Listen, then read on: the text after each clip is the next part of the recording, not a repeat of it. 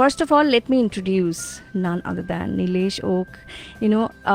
If you are already following him, great. If you're not following, please follow him, because you will know about so much more than you have anticipated, because we always talk about Ramayana, we always talk about Mahabharata, we always talk about all the stars and constellations, we talk about Vedas and Puranas, but do we know the timelines of that? Do we know whether those really happened or not? And here I have somebody with a lot of proofs. Abhi, let me talk a little bit about him first. I know, like, he's smiling, and those of you who are on Facebook Live, you can actually see him smiling, but he is basically, he started off as an engineer. And then he moved so many paths. I don't know like how many and how it happened. We'll talk about that. But he's an archaeologist as well. He is a great researcher, and his focus is on Indian diaspora mostly.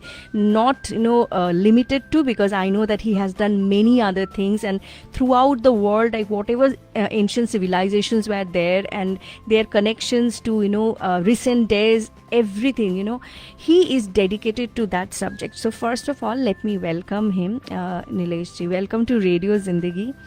And so this is the International Letter Writing Day. Tell me, like, what was the last time that you have written a letter to somebody, like physically, not on emails? Okay. And not on the WhatsApp? No. Okay. Emails, not emails. It's been actually a very long time. It's almost like a lost art. Yeah. But don't you feel like whatever you have achieved on all those days, it would have been so great if you could write, a note to somebody. I know it's a lost art, so yes, but exactly like the lost civilizations, yes, as you are working all the time. So yes. So let's come back to the civilizations, and we are trying to know more and more things from you. But first of all, tell our listeners that how exciting was your journey from being an engineer to what you do right now? I don't know like whether you do engineering today, but I'm sure probably you have deviated a lot just like me. So tell us about your journey first. Okay. So, well, since you mentioned the letter writing day, I to this day, my mother, who is now 87 years old, to this day she writes me letters on paper. That's so cute. Although I don't write her back on the paper, I will call her. And she's also a accomplished poet, an accomplished prose writer. And she actually writes me letters, depending on her mood, in poetry. Wow. And they will go, if you remember the A4 size papers or whatever we used to write exams on back in India, she will go for like 5 to 8 to 10 pages of poetry, and what she is discussing is whatever she wants to convey. So I'll start with that. So possibly that's where I got my initial lessons. In fact, I don't remember studying letters. Like both my parents were teachers, and all I remember they doing as their contribution to my learning or my brother's learning is writing down the Varnamala, like O, A, E, E, Ga, Ga, Ga, Ga. The next thing they just posted one on the wall or the window. Next thing I remember is I could read, and I don't remember studying the letters, anything like this. And I was reading Chanda Mama. Oh, wow. So that Chanda Mama got me into this world, of a beautiful world of the Indian Itihasa. And it was called Itihasa. But then as we grow up, and fortunately I was lucky, but I hear the Indian textbooks or Indian education system.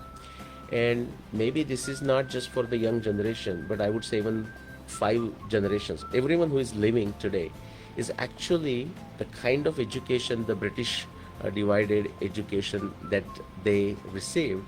It has extremely deracinated them. So that's why we will hear the word mythology, But if you have heard the word Indian mythology, or they don't even say Indian, Mahabharata, Ramayana is mythology. Do you hear of Jewish mythology and Christian mythology and Islamic mythology? No. Where do they get this word? In fact, the story is exactly opposite. You mentioned about our audience will know about the Ramayana and Mahabharata.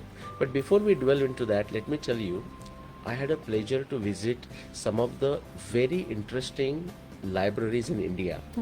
For example, Bhandarkar Oriental Research Institute in Pune, but there are many others. Like there is a Saraswati Mahal Library in Tanjore. We talk about many of our libraries being burnt and we lost a lot of stuff, and that's true. Having said that, what has been preserved, I would like to tell our listeners that possibly 70 to 80% of it that has been preserved has not been explored. So frankly, we don't know what is hiding there. And then the point on the Ramayana, why study Ramayana and Mahabharata? Of course, to study in an Indian context, to study about ourselves. But actually, if we want to know of humanity, like humanity's history, it is not possible to trace it without understanding Ramayana and Mahabharata. It is that important. So it's not just important for India, but actually the whole world. And through my work and work of few others who are doing this tirelessly, actually the world is realizing it. This is such a great start, I would say, because yes, even my mom was a teacher, and I can definitely like resonate the thought. But the way you started, and the way it got instilled into your heart that I need to study more, and this is my culture, and that is definitely our parents have done that bit for us. But tell me something, like when you study, because now I think that after Friday's amazing session, like a lot of people who are our listeners, they already know about roughly what you have done. So once again I want to ask you this, that when you started, when you moved to this particular subject, you have seen that there are many ways of just making the chronicle happen. In recent days the calendars are very different. In past, like what you have seen in Vedas and Puranas, it's very different. So how different were these two? If you compare them, which one was more accurate? And what was your problems deciphering those calendars to today's date? Okay. The calendars that were used in the deep antiquity of Indian civilization, they were definitely very different than the calendars we will see today, like the most familiar Gregorian calendar. For example, Gregorian calendar is a purely solar calendar. And within the solar calendar, what we can say, a technical term, is like a tropical solar calendar, which is to say, actually it does not focus on the background stars at all. All it focuses on is like matching the spring equinox to say 20th of March, matching the summer solstice to 21st June, matching the winter solstice to 21st December, and matching the fall equinox to 23rd September. Now, Indian calendar is a lunisolar calendar. And that this is the most powerful thing of that calendar. Actually, in the entire world right now, there is no other lunisolar calendar. No other society has lunisolar calendar. Wow. So just to tell you the difference, most of them use Gregorian calendar, right? Now, Islamic calendar is purely lunar calendar. So all they go for, which is, it has its benefits, just like Gregorian calendar has its benefits. They only look for 12 lunations, and they call the month 1, 2, 3, 4, 5, 6, 7, 8, 9, 10, 11, 12. And that will be the month of Ramadan, and just the cycle begins. But what happens? Because they do not make the correction with the solar calendar, their month of Ramadan keeps on shifting. So, like if you give 36 years, it would have circled through the entire season cycle. So in that sense, it doesn't keep in contact with the season. Now, what is the issue with the Gregorian calendar? So tropically it's good, it's a perfect solar calendar, but over a very long period of time, it's going to lose touch with the background star systems, and they already know it. Indian calendar is the only calendar even today, the Indian lunisolar, which really keeps tracks of the both. Unfortunately, even the Indian calendar needs corrections. And do you know why? Because if we were talking of say like a 2000, 3000 years, we don't need to worry. But the Indian antiquity goes, I have shown with the Mahabharata, Ramayana, Rigveda, at least 21,000. And actually when you add the Rigveda, go deep into it, it actually goes back, and maybe go back even bigger, earlier. But very confidently I can say at least to 75,000 years.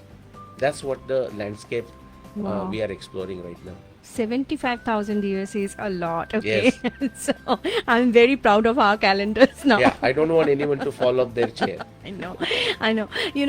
Yes, to all my other Indian friends who are listening right now and who are watching us on Facebook Live, yes, we always say that we are proud to be an Indian, but sometimes, I think that we just say it and we do not mean it and we do not know exactly why we are proud. But, I was just talking to Nilesh ji on Friday and I just felt that we have so much to be proud about. And that's the reason I told him that, you have done that. You have made India's name so proud in the world map that whenever we think about a very, very lost section of our knowledge, I know that he has done that and he has covered a lot. He will cover many more facets of this, but yes, he already has done a lot. But I'm deviating a little bit from everything, because I know that when you started and you mentioned that you were stuck for many years, right? So tell us about that. How frustrating was it? Because usually when this happens to people, they get frustrated, they lose hope, they just leave it. You did not do it. That's correct. I mean, like, what kept you going? I want to know. And how did you solve your problem? Just tell us a little bit. Yes. No, this is very important for everyone to know. Like, after my success, many people come to me and says, Nilesh, I would like to do research like you. What they don't know is what they are signing up for, right? So let's go back to 1994.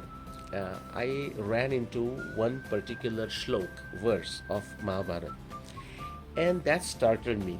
That startled me because what sounded there, the description, it sounded impossible, astronomy speak. And I was not alone, because when I started studying about it, I realized that there are these greats like Bharat Ratna P.V. Kane or Lokmanya Bal Gangadhar Tilak, greatest astronomer of India, but greatest astronomer of the world, yeah. Shankar Balakrishna Dikshit. These people were aware of this and they said, this, I don't know what to make of it. So I started with that. And I will say, if those people who read Bhagavad Gita and those who don't must start reading Bhagavad Gita. You can imagine this, just to explain it, as like a 3-axis. I'm an engineer, so everything I see in the axis and equations and whatnot. So think of the 3-axis, X, Y, and a Z axis. X axis basically is the axis of a doubt. This is very important. People think doubt, Sangshay. Sangshay is like bad. It's not bad, and I'll explain you the difference. The other axis, y-axis, think of this as an axis of a Shraddha. Trust, reverence, convictions, confidence. And then the z-axis, going in the other direction, it is the axis of a curiosity, jitnyasa. So for example, let's start with the Sangshay. And that's, to answer your question, this is what held me there for 15 years when I was consistently failing. And still there was something that told me I should not give it up, because this is real. All I have to do is put all my efforts and the answer will come. So Shraddha, Shraddha is what keeps you going. Okay, it gives you karma shakti. Now the Sangshay is basically tells you there is some mystery out there, or is it true, is it false, I want to find out for myself. And here is where a difference. So if it's a doubt or Sangshay, if it's of a mind, then that leads to destruction, because that person is lazy. He says, I don't think this is true. And then he or she does not do anything. In Bhagavad Gita, Krishna says, Adnyasya ashraddha dhanasya samshayatma vinashyati. No knowledge, no shraddha, and full of doubt, that will destroy you. But Krishna is encouraging to ask questions. So that's like asking doubts. But if you have that doubt of a buddhi, like intellect, then that's very useful. So this was answer to now your question. I said, that particular observation, if Vyasadeva, the writer of Mahabharata, let's say he just wanted to put it there to create some excitement, why would he do that? What is the return on investment for him by confusing people, writing something that's not true? So I took this on the Shraddha that whatever Vyasa is written is factually correct, factually true. We don't understand it today, but I have to find it. So I basically tenaciously stayed through tried every possible thing. I have visited many libraries, met many astronomers, met many professors of physics. It took me 15 years, but finally when I found the answer, it was like finding a It's your like aha moment. yeah, magical thing, because Oh my God. everything else suddenly fell in place. Okay, so on this context, I would like you to tell our listeners like what was that shloka, because a Ah. lot of people they don't know. So Correct. let's make them connect to it. This so just to give you a background, Mahabharata is about 100,000 verses, 18 different parvas. Some parvas are very big, others are very small. This is right almost you can say in the middle. It's a sixth parva, but it's in the middle in terms of the volume. Bhishma parva. That is where the Mahabharata war began. The description, followed by Drona parva, Karna parva, Shalya parva, Sauptik parva, and Stri parva. That is kind of the war parvas. And Bhagavad Gita comes into the Bhishma parva, and that's why I was actually looking at it. So this shlok comes in the second adhyay of Bhishma parva, and it 31 verse number 31. It goes like this: Ya chaisha vistruta rajas trailokye sadhu sammata arundhati tayapesha vasishta prushtata kruta. And it's not that Sanskrit is not difficult. So if you want to understand, you can go backwards. Vasishta prushtata kruta has placed Vasishta on her back. Who? Arundhati. And who is this Arundhati? Who is famous in all three worlds? And who is saying this? Vyasa is saying to Dhritarashtra. That's why he's saying Ya Chaisha Visuta Rajas. Hey king, the famous in the three worlds, this Arundhati has left her husband Vasishta on her back or behind, which means she's walking ahead. And this is astronomically was considered impossible. Why? Because today Vasishta is walking ahead. And if you go back 1,000 years, 2,000, 3,000, 4,000, 5,000, 6,000, still Vasishta is walking ahead. So that was the mystery. So everyone thought this is impossible. And you know what is the problem? Because the way the Western history until Darwin is understood, that they thought the world, the whole universe began only 6,000 years ago. So nobody thought of even going back beyond 6,000, because if nothing existed, why even bother? This is something so interesting because we always read about it. We always talk about Bhagavad Gita, and we just read it, but we do not think like you thought that like why is this written and I have to solve this. But by solving this and going step by step, you have done many more other things. So once you solved, everything became, like it came Yes. naturally to you. But tell me something, like we always talk about whether Ramayana or Mahabharata was real. Like Yeah. it really, is it a mythology or it was an epic? It happened. So, but you have proved that, like there is a timeline. So let's talk a little bit about the timeline, that around which period Ramayana actually happened, because many other people will tell that it's not possible because tab to we were not even Homo sapiens. Correct, We were correct. something else, Yeah, right? yeah. So and like, is it the reason that we see a lot of vanars in there, like were they really a different form of Homo sapiens before, like we became Were they Neanderthals? people exactly. say. So Yeah. so is it a possibility, or the timeline, what were the possibilities, like whether they were really vanaras or they were humans, and what are the other creatures like we actually see or you have found out in your research? Okay. So just a quick timing, and then I'll talk about the Vanaras and the other creatures Yes. that are mentioned. Yes.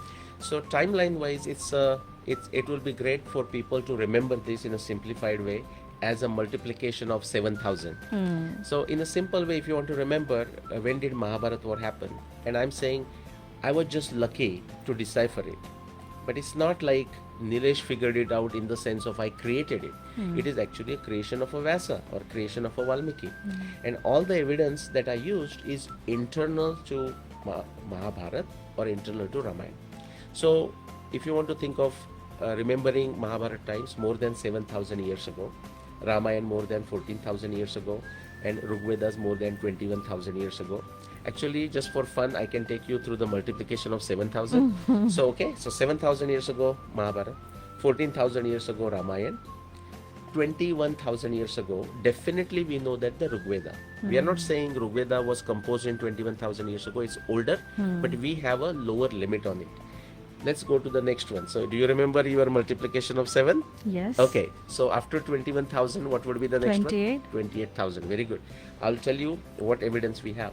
28,000 years ago, approximately, is when our current Nakshatra system, the 27 Nakshatra system, the way we use it today, beginning with Ashwini, Bharani, Kritika, Rohini, and the names might change across India, but they mean the same Nakshatra. That system was established 28,000 years ago. What's the next one? Okay, I'll help you. Yes, it's 35,000. 35, yeah. I'll tell you something very exciting. Many times people ask, is Mahabharata and Ramayana, that's it? Don't we have any other solid evidence of something happening? Actually, we do. This comes from Maitrayani Aranyak. It's connected with one of the Vedas again, Maitrayani Aranyak, Maitrayani Upanishad. I think it's connected with Sama Veda, but I could be wrong on that. Very beautiful, you're going to love this. There is a story of Ikshwaku king. So, Yeah. in the same I know, dynasty as yes. Bhagwan Ram, Yeah. but long before Bhagwan Ram. Oh. Okay, so first thing we know, because we have I have established Rama's time as a 14,000 years ago. But even if you keep this aside, in the Maitrayani Aranyak, when the king Brihadrath is mentioned, there is a names of the various kings from Ikshwaku dynasty. It does not have name of Rama. And you and me can agree, if some Ikshwaku king is being mentioned after Bhagwan Ram's name would have come. But there are name of Harishchandra and all Yes. this. But the evidence is so beautiful. 3 pieces of evidence I will tell you. This king Brihadrath in Aranyak, Maitrayani Aranyak, he is expressing concerns. 3 concerns, not 3 concerns. The one concern he's saying, 2 concerns and one another point. He says the bright pole star is moving away from its position. Just Wow. remember that, number 1. The second one he says, the spring equinox is in the nakshatra Magha. And the third one he says, the oceans are drying up, meaning the ocean levels are going down. Okay. Now just take these 3 and we use our knowledge of astronomy, we use our knowledge of oceanography, we use knowledge of geology. And we are going to nail down the timing period just right here. Last 20,000 years, the ocean levels are rising. Yes. So that description does not match. No. So we have to go back. Now let's take the second evidence, which is to say the spring equinox in the nakshatra Magha. Now anyone who knows astronomy 101, they can find out very easily, they can verify what I'm going to say here. From our times, if you want to go back, the last time, the latest incident of spring equinox in Magha was about 10,000 years ago, 8,000 BC. But what was the problem there? That cannot be the time of Brihadrath because ocean levels are rising. Rising, right. Very good. Yes. So we have to go back 26,000 years because that is the cycle of the precession of the Earth's Yes. axis. That takes us to 35,000. Yes. Okay, 8,000 plus 26,000, 34,500.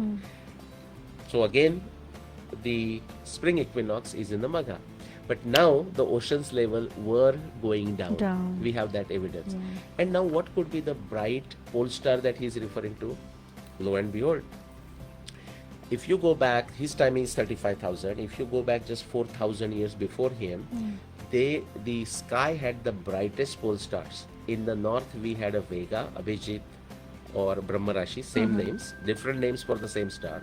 And in the south, we had a star Agastya or Canopus. Right. So the Brahmarashi, the bright pole star, was there 4,000 years before time of Brihadrath. And the pole star doesn't move in a day. And now it was shifting from its pole position. So if you bring these all 3, that's 35,000 years. Now let me quickly take you to 75,000. Okay, next one. Yeah, that was my question actually. Please tell me this. Okay, so next one is now you have to, when I tell the thing, you can add 7,000 and see where you are. Yes. So next one is a 42,000. Yes. Okay, 42,000 years. This is again extremely fascinating. This is the time when Yamuna completely separated from river Saraswati, the grand Saraswati of wow. Vedas. Yes. And now it started meeting Ganga. Now why this is important? Because Valmiki Ramayana describes Yamuna meeting Ganga multiple times, 4 to 6 times. That also tells us that Ramayana, although very old, 14,000 years ago, happened much later. later, it cannot be any time before 40,000, 42,000. Let's go the next one, 49,000. That is when Yamuna started separating from Saraswati, and that is evidence based on 50 plus research papers. Okay, what is the next one? 49, 56, 56, yeah. 56,000. In the genetics, there is something very interesting that has happened. Unfortunately, our research teams have not found sufficient evidence to say what it is. So I'm going to speculate two possibilities. Either it is a Parshurama getting rid of miscreants, the Kshatriyas who were not behaving properly 21 times, or it could be the Dasharatnya war that is being discussed in the Rigveda. We don't know for sure, but that's 56,000. What is the next one? 63? 63,000. 63, yeah. This is when again the Brahma Rashi was a pole star and Canopus was a pole star, and that is the time of a Swayambhuva Manu or Uttanapad. If you have heard, the Uttanapad was a king, he had two queens, yes. and then the story of a Dhruva. That comes from that 63,000. Wow. And then if you go the last one, 70, plus 7 yeah. is 70,000. This is when, about 70,000 years ago, there was a massive volcanic I was just going to Toba ask you. explosion. Yes, Toba explosion. Toba explosion. And I heard that there are actually, like I read a few papers, and they're telling that there was a big genetic dip Huh? in the Indian subcontinent. Yes. So I like I had this plan to ask you, like, what happened? Like we know till 14,000 or like before that, but what happened? 74,000 years. Yeah, Correct. please do And that. so there were three genetic dips, okay, that we see in the last 150,000. The middle one I described around 56,000. Yes. We don't know what caused it, but it is similar to Mahabharata war, Yeah. which is like a significant male population vanished, okay? Yes. So we don't know whether it is the Parshurama getting rid of the Kshatriya miscreants or it is the Dasharatnya war. Yeah. But 70,000 Toba explosion, I'll just briefly mention, and what possibly happened. This is a very interesting type of genetic dip. Okay, so first thing, Toba explosion happened in the what we call modern island of Sumatra in Indonesia. It was one of the biggest of last 150,000 years ago, if not the biggest. It spewed ash and fire and everything on the entire Indian subcontinent and even beyond. You can find it under the ocean and a thick layer of ash. Like in Andhra Pradesh, Jwalapuram, place called Jwalapuram, very interesting. You see a thick layer of ash which can be dated to that 70,000 years ago. What is interesting is there are stone tools below the ash layer and there are stone tools above the ash layer. Oh, wow. And what does that tell us? There were people using it before, and there were people who survived the Toba explosion And then did continued it their again, lifestyle. Continued their lifestyle. Now the genetic dip. Whereas 56,000 years ago, the genetic dip was such that the significant male population vanished, or 7,500 years ago at the time of Mahabharata war that we discussed on Yes, Friday. yes. It's about the Y chromosomes Y and chromosomes, all, right? Yes, right? yes, yes. A significant reduction in the Y chromosome because 4 million men were gone in 18 days, and the effects of that can be seen around the world, especially India and the Europe and even places around India. This one, I don't know the causes of it, but very interesting. The Toba explosion caused a significant reduction in the female population. Exactly opposite. And there are many speculations, like maybe the temperature, like it created a cold after that, because of the volcanic coverage, and maybe the cold wasn't tolerated well by the ladies. I don't know. But there was a significant female population decline. That's what the genetic data shows. Oh my God. But just to quickly summarize, that means India has a evidence of a human presence, and in a very effective way for last 70,000 years ago. Now, one quick addition. When people hear of stone tools, immediately you know what they think? That means a very backward style of lifestyle. I would encourage all the listeners to go to YouTube or whatnot and type Zoe, Z-O-E, Zoe tribe in Amazon, who did not come in a human contact for last 50 years, until last 50 years or so. They live essentially like the stone tools, okay? They did not use any modern conveyances. And if you can see the documentary, you can see how amazing, happy, successful life they are living. So that's a good example. Just because somebody uses stone tools, or just because somebody did not have a Tesla, doesn't mean their life was very backward.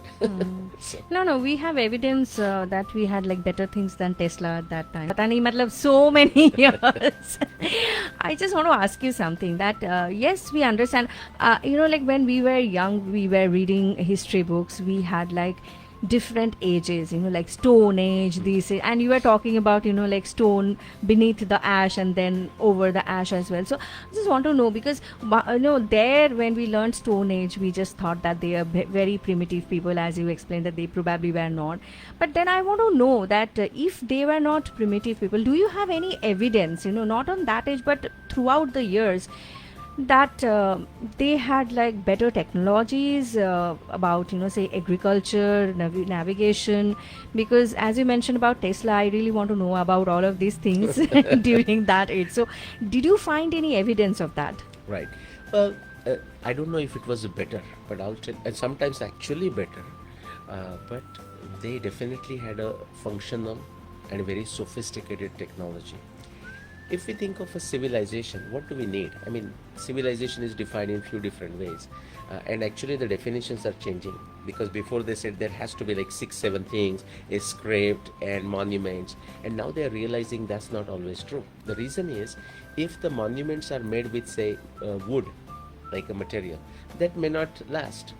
That's one problem. Second one, which is very peculiar for India, if a civilization is always a living civilization and never went dead, guess what? How do you find evidence in a living civilization? Even in India, the amazing evidence that is coming up, where is it coming from? It's coming from those areas where nobody is staying anymore. Say desert of Rajasthan, or some places, mountains where nobody is there. It's not coming from Varanasi. It's not coming from Ayodhya itself, like where people are living forever.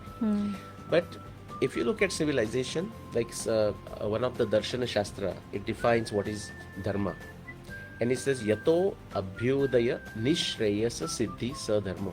That thing or those things that allow us to achieve prosperity, but also make you understand what is the ultimate good, which is to say, achieve prosperity, but know when to stop. That's ultimate good. Nishreyasa. Abhyudaya nishreyasa. That is dharma. And the whole Indian civilization was based on this principle. They were navigating the world oceans. But when I say this, of course you would ask that, but others would ask, where is the evidence? If you and me were talking about this same subject 5 years ago, I'll tell you, I did not have evidence. But now I do. 2020 or so, Professor Ramaswamy from Tamil Nadu, he has done wonderful research at the Pumpuhar, which is a small port right now. And do you know what evidence we have? Actually, there is evidence of 7 ancient ports. Wow. And the oldest port 7, okay. is about 20 to 30 miles inside the ocean. Now remember, last 20,000 years, the ocean levels are rising. Yes. This is not to say there was no evidence before that. There may be a navigation before, because we have no way of figuring that evidence out now. Because the last port, the oldest port that was flooded, that we have found, was about 20,000 years ago. Think of it. So Indians are navigating, and these ports are as sophisticated as, say, they were found in Greece or Roman, say, 2,000 years ago. That's the kind of technology I'm talking. And so as the ocean level came up, that port was gone. They built another port inland, because now water has come closer. That was gone about 8,000 BC. The third, they built another one. That port was gone exactly when Krishna's Dwarka on the west side was flooded and destroyed. A beautiful evidence, because not only it destroyed that port number 3, but water ingress inside for 15 kilometers to a place called Mayuram. Today that Mayuram is a landlocked place. But from that 55-25 BC, for the next 1500 years, Mayuram was a port, and we have a archaeology evidence of that. So we have a navigation evidence for 20,000 years just from Pumpuhar. Now what is the other thing? What are they navigating? What are they trading? Well, of course, precious stones, precious metals, cloth like silk, what the Bengal is popular for, jute, things made out of it. And do we have evidence of that? Agriculture, absolutely. I'll give you just 2 for the brevity of time. The UP, that Ganga belt, which all the way goes to Bengal, has a evidence of agriculture, specifically rice agriculture, going back to at least 10,000 years.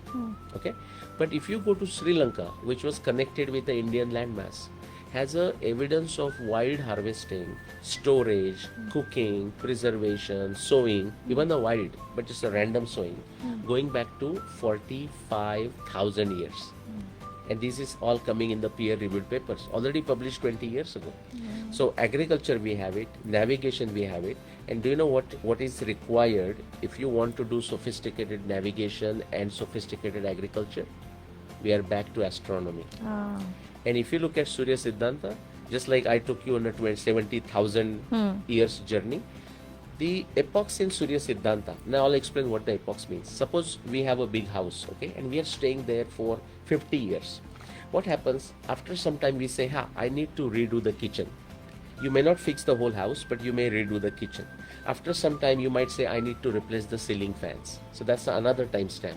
You may redo the bathrooms.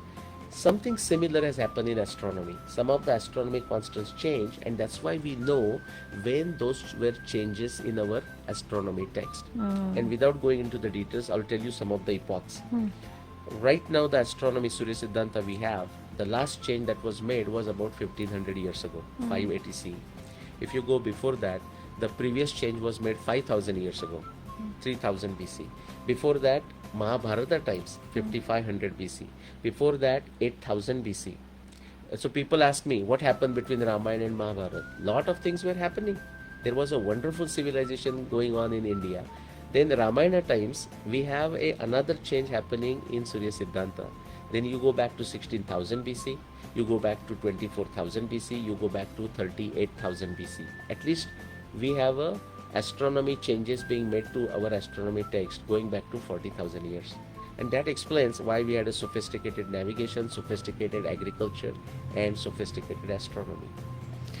Wow, that is a lot to process because like when you actually explained about 14,000 and then, like more than that, 21,000, then also people were like amazed because we didn't have any idea. Now we are going back to 74,000, right? So even more probably, because if those people were civilized, then definitely they took some time to get civilized. So definitely, like, as I said earlier, that yes, we were those supreme beings on earth who are staying for so long.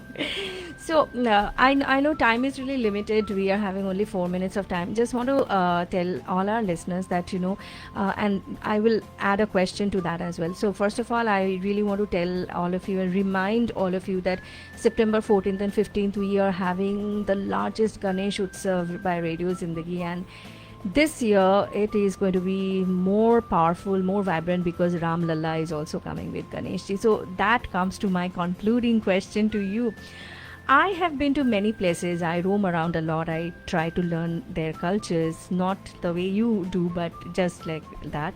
I have seen that the name Rama has been used in different places outside India, be it Thailand, be it some South American. So what is the connection? Do you think that there is a connection with our Lord Ram? Ya fir, like there is something else, just random coincidence. What is your take on that? Okay. And then we'll come to great question, by the way, and just a quick conclusion on that. It's not at all a random coincidence.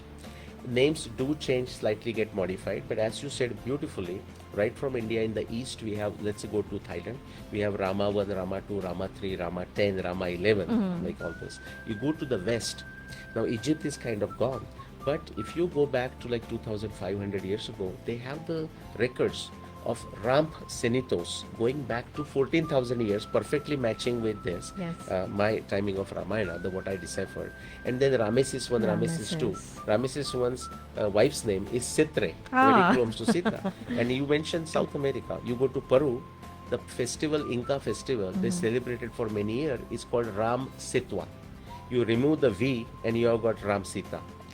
And even now what they call it is, they call it Inti Rayami, which is to say celebration of a solar dynasty, which is again Ikshwaku is a solar dynasty. So these are not coincidences. And Ramayana has references that actually take you in 4 directions, from Andes to Alps and from Arctic Sea to Antarctica.